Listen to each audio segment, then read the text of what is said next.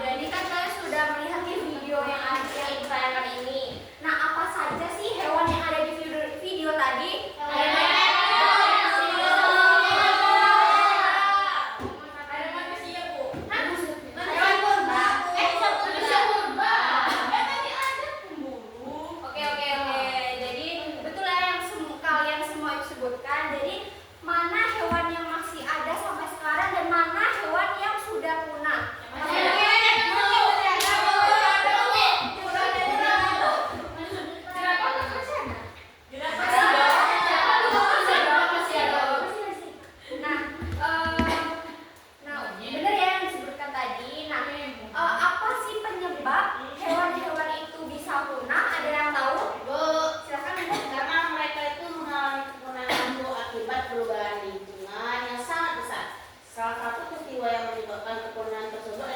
Bencana alam, yaitu jatuhnya meteorit dan perubahan iklim ekstrem pada masa itu, Bu. Nah, betul ya, Bu. Jadi dari dinosaurus, brontosaurus, T-Rex itu mereka itu punah karena mereka mengalami seleksi alam, yaitu perubahan lingkungan yang drastis, yaitu tadi kata menurut itu terjadi jatuhnya meteor kan ya, nah itu membuat mereka itu punah. Nah, oke, baik. Jadi hari ini kita akan belajar mengenai evolusi. Nah, kan minggu kemarin itu kita sudah mempelajari evolusi nih. Nah, ada yang masih ingat nggak apa itu evolusi? Ibu, silakan Rezi.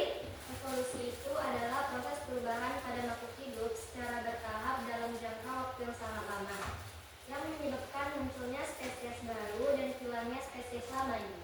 Nah, benar ya apa yang dikatakan Rezi. Jadi, evolusi itu adalah perubahan makhluk hidup secara bertahap dalam waktu yang sangat lama. Nah, yaitu menghilangkan spesies lama dan memunculkan spesies baru. Nah, ada tujuan pelajaran kita hari ini itu yang pertama adalah peserta didik mampu mengidentifikasi berbagai teori evolusi, termasuk teori Lamarck, teori Darwin, dan juga teori Weismann. Yang kedua itu adalah peserta didik mampu menganalisis perbedaan dasar antara teori Lamarck dengan teori Darwin sampai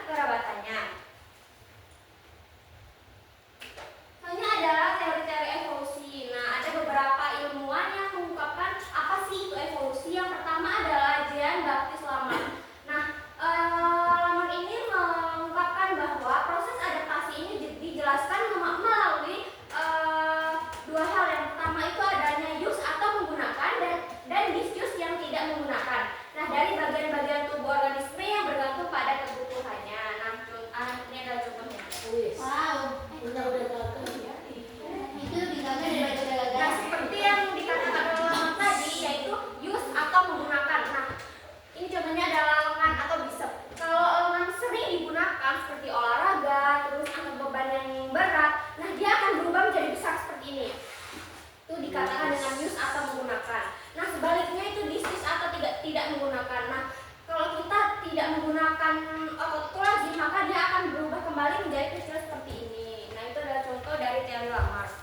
Selanjutnya adalah teori dari Darwin. Nah, Darwin ini menjelaskan bahwa evolusi itu menghasilkan keanekaragaman hayati, di mana makhluk hidup itu mengalami evolusi melalui seleksi alam. Seperti tadi tentang dinosaurus tadi, nah dia mengalami seleksi alam. Contoh lainnya itu adalah jerapah. Nah, dulu itu jerapah itu lehernya itu pendek. Nah, karena kebutuhan makanannya itu pada pohon tinggi, jadi dia lama-lama itu berubah karena seleksi alam. Selanjutnya adalah teori dari August Weismann, di mana teori Weismann ini adalah seorang ahli biologi itu dari Jerman. Nah, Weismann ini berpendapat bahwa sel-sel tubuh itu tidak dipengaruhi oleh lingkungan. Nah, ia membuktikan dengan mengalihkan buah tikus yang dipotong ekornya hingga ke generasi ke-21. Nah, tapi ekor anak yang dilahirkan itu tetap memiliki ekor yang panjang. Selanjutnya adalah perbandingan teori evolusi Lamarck dan Darwin, di mana Lamarck itu mengungkapkan bahwa evolusi terjadi karena use dan disuse tadi, yaitu anggota tubuh yang sering digunakan akan berkembang dan tidak digunakan itu akan mengecil. Selanjutnya adalah teori evolusi Darwin, yaitu Darwin mengatakan bahwa evolusi itu terjadi melalui seleksi alam yang memilih individu dengan variasi paling adaptif. Contohnya itu tadi tentang jerapah. Selanjutnya adalah perbandingan teori Darwin dan teori Weismann, di mana Darwin itu mengatakan itu variasi terjadi secara alami dalam populasi, yaitu belum menjelaskan mekanisme secara genetik. Nah, kalau Weismann itu bilang variasi itu berasal dari perubahan pada sel kelamin atau germ cell, bukan sel tubuh. Selanjutnya adalah perbandingan teori evolusi Lamarck dan juga teori evolusi Weismann, di mana Lamarck itu mengungkapkan bahwa sifat yang diperoleh selama hidup dapat diwariskan, sedangkan Weismann itu mengatakan bahwa sifat yang diperoleh itu tidak dapat diwariskan. Oke, baik, mungkin itu penjelasan dari Ibu. Apakah ada anak-anak semua yang masih bingung atau ada yang nggak paham nih? Boleh ditanyakan ke Ibu. Silakan Asma. Mengapa anak tikus pada percobaan Weismann itu tetap berekor panjang meskipun induknya dipotong ekornya sampai generasi ke-21? Oke, pertanyaan yang menarik ya Asna. Oke, sebelum Ibu jawab, apakah dari anak-anak semua yang mau atau bisa menjawab nih? Izin, Bu. Silakan Insan. Oke, ini coba jawab ya, Bu.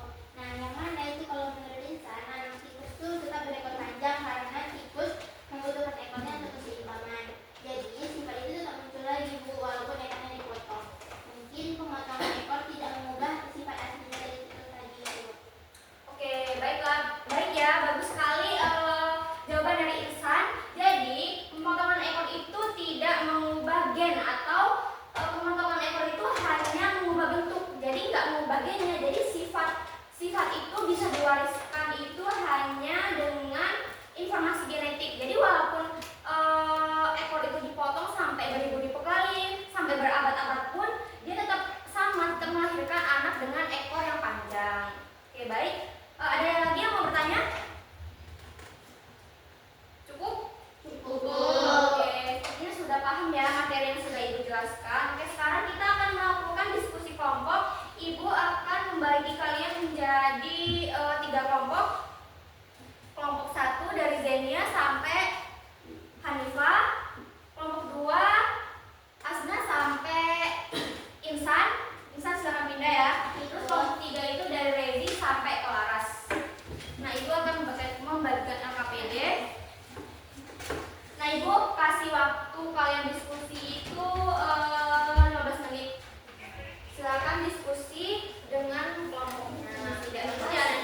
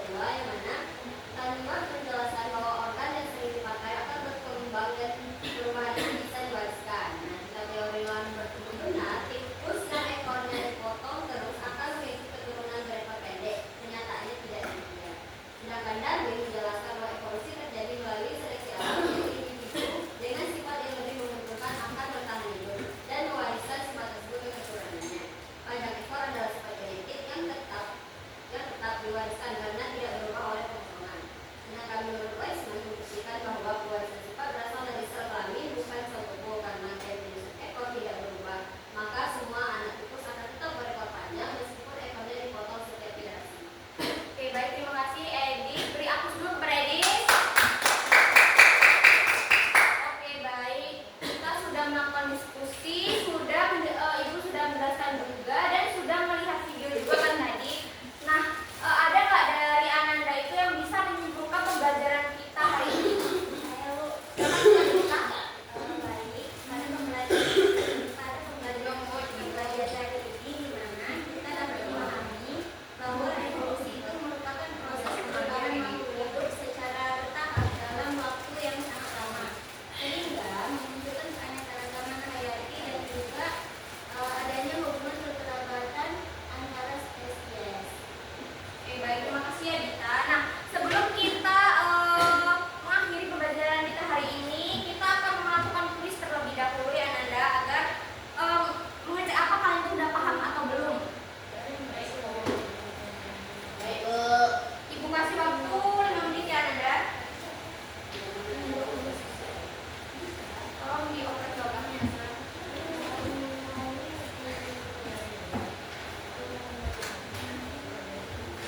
Satu, dua.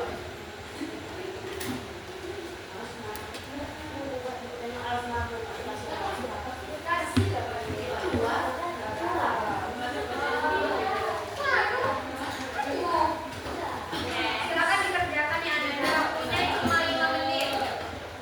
Udah selesai, Bu. Ada nggak Dita?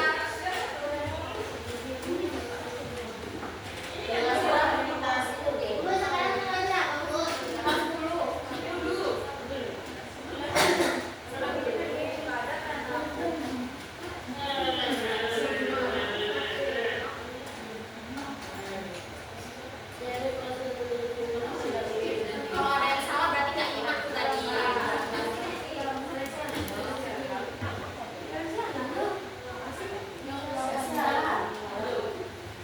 Asna nggak boleh nyontek ya Asna. Kalau nyontek berarti tadi nggak nyimak.